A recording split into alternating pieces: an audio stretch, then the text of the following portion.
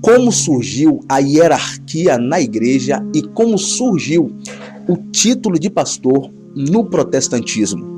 Primeiro vamos ver uma pequena introdução e posteriormente vou entrar com a Bíblia aberta para justificar que tal hierarquia e tais títulos, ou seja, títulos eclesiásticos, títulos no seio da igreja, foram proibidos pelo Messias, que é o único pastor e mestre. Vamos lá? Não havia títulos na igreja do século I. As coisas funcionaram assim até Inácio de Antioquia entrar em cena.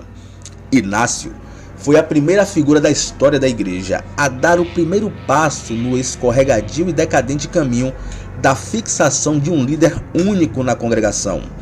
Em 107 d.C., ou seja, no século II, Inácio escreveu uma série de cartas enquanto seguia para Roma antes de ser martirizado.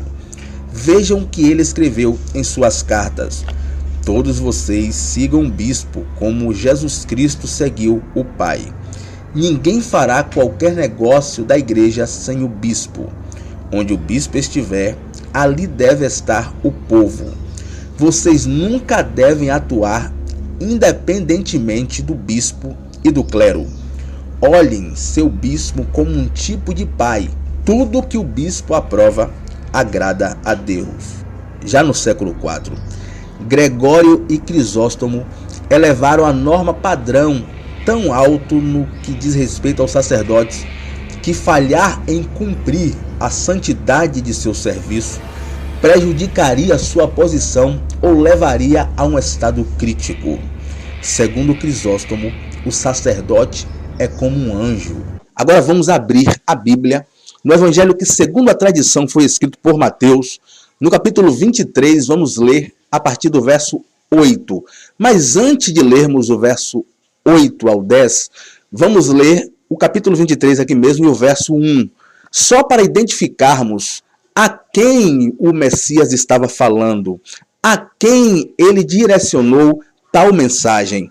Mateus 23, verso 1. Então falou Jesus às multidões e aos seus discípulos. Ou seja, essa mensagem foi direcionada à multidão e aos seus discípulos. Então, se você se considera um seguidor, um discípulo do Mestre, um discípulo do Messias, então considere que essa mensagem é para você. Agora sim, leremos o verso 8 ao verso 10. Vós, porém, não sereis chamados mestres, porque um só é vosso mestre, e vós todos sois irmãos. Olha, não chame ninguém de mestre, de rabi, porque um só é o vosso mestre, é o nosso rabi, é o nosso rabino. Esse é o Messias. Ele segue dizendo: a ninguém sobre a terra chameis vosso pai, porque só um é vosso pai, aquele que está nos céus. O Messias está nos ensinando aqui que nós não devemos chamar ninguém religiosamente de pai. Olha que eu usei a expressão religiosamente. Isso porque nós podemos sim chamar o nosso pai biológico, o nosso genitor, de pai. Nós não podemos chamar pessoas, usar título como padre, porque padre no latim quer dizer pai. A palavra pai é originária. Ela vem da palavra patre.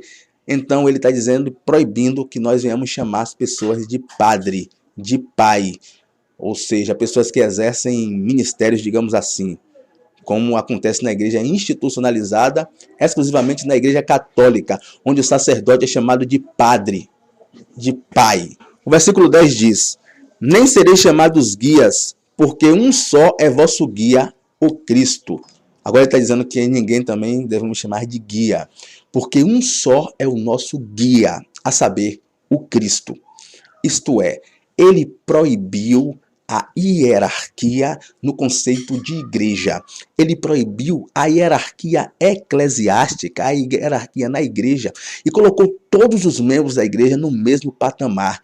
Ninguém é maior do que ninguém. Ou seja, os títulos foram proibidos. A hierarquia é proibida no conceito de igreja. uma coisa que muita gente não sabe, é onde a palavra pastor aparece no Novo Testamento. Ela aparece em João no capítulo 10.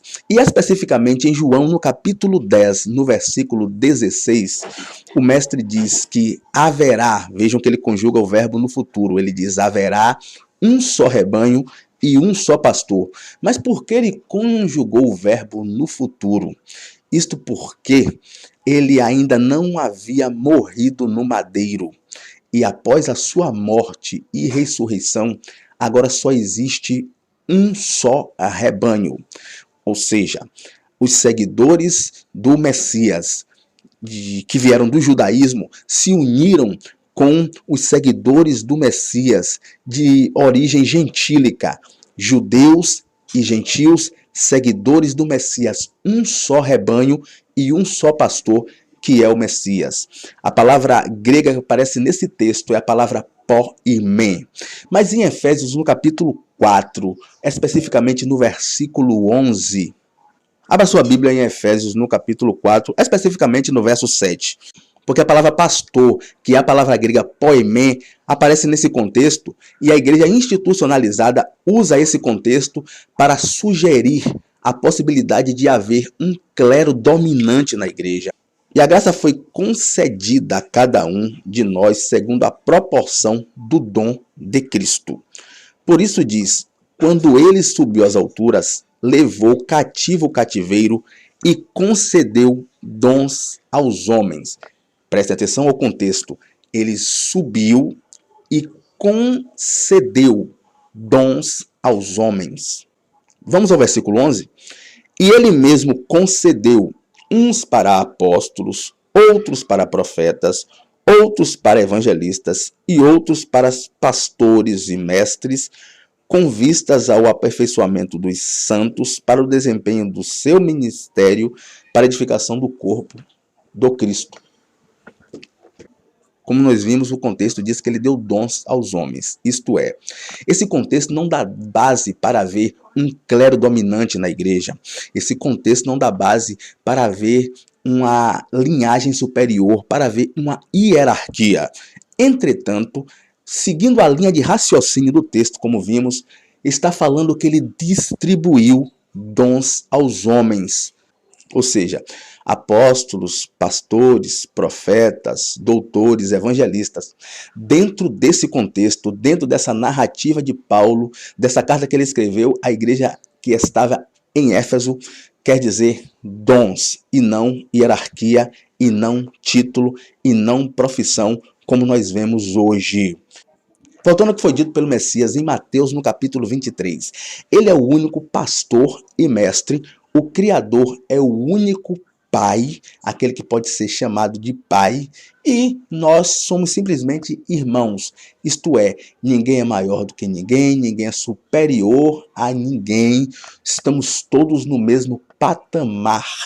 Não existe hierarquia eclesiástica, não existe um clero dominante na igreja do Messias. Ele proibiu, foi ele que proibiu.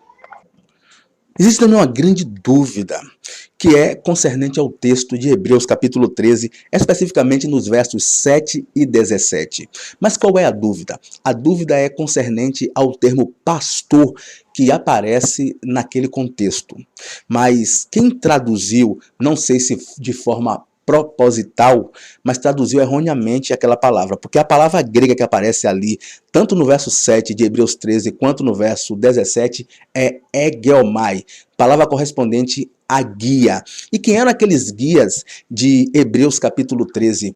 Eram pessoas mais maduras na fé, que conduziam os recém-convertidos que vinham do judaísmo a o Messias, ao Cristo. Se você observar o verso 7, vai dizer que eles ensinaram a palavra de Deus.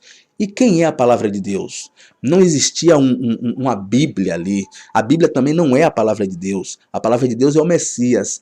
Isto é, eles conduziam os novos convertidos que vinham do judaísmo, porque é isso que a carta aos Hebreus trata, ao Messias. Eles diziam assim, olha, sigam os exemplos do Messias, sigam os princípios do mestre, sigam a ele. Eles guiavam não aos seus próprios ensinamentos, não aos seus próprios princípios, mas eles guiavam aquelas pessoas ao Messias, ao mestre. Esses eram os guias de Hebreus capítulo 13. Não era poimê. Não aparece a palavra poimê, correspondente a pastor, mas aparece a palavra grega egeomai, correspondente a guia. No começo do vídeo, nós vimos como começou a hierarquia no contexto de igreja.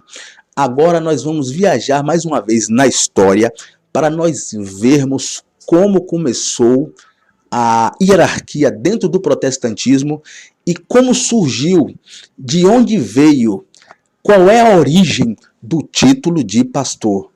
Vamos lá? Os reformadores do século XVI acabaram com os títulos de apóstolo e bispo, mas restauraram o presbitério. Lutero, Calvino, Zwinglio, dentre outros, exerciam liderança e usavam o púlpito para pregar os seus sermões e fazerem distinção entre clero e leigo. João Calvino não gostava de aplicar a palavra sacerdote aos ministros. Ele preferia o termo pastor. Segundo a mente de Calvino, pastor era a palavra mais elevada que poderia existir no que tange ao ministério. Ele gostava desta palavra porque a Bíblia refere-se a Jesus Cristo como o grande pastor das ovelhas. Hebreus capítulo 13, verso 20. Ironicamente, Calvino acreditava estar restaurando o bispado no Novo Testamento na figura do pastor. Lutero também não gostava da palavra sacerdote para definir os novos ministros protestantes. Ele escreveu: não podemos nem devemos chamar de sacerdote aos que estão encarregados da palavra e do sacramento ao povo. A razão pela qual eles têm sido chamados sacerdotes é pelo costume do povo pagão ou por um vestígio do judaísmo. Assim ele também adotou os termos pregador, ministro e pastor, referindo-se a este novo ofício. Todavia, devido à sua obsessão pela pregação, o termo favorito dos reformadores foi pregador. Foi apenas no século XVIII que o termo pastor chegou a ser de uso corrente, superando os termos pregador e ministro. Esta influência veio dos luteranos pietistas. Desde então, o termo espalhou-se entre as principais correntes cristãs. Isto é, foram os luteranos pietistas que oficializaram no século XVIII o título de pastor. Mas como já vimos, não é bíblico. Título que foi condenado pelo Messias como qualquer outro título e hierarquia para a sua igreja. Eu acho que o vídeo ficou bastante esclarecido.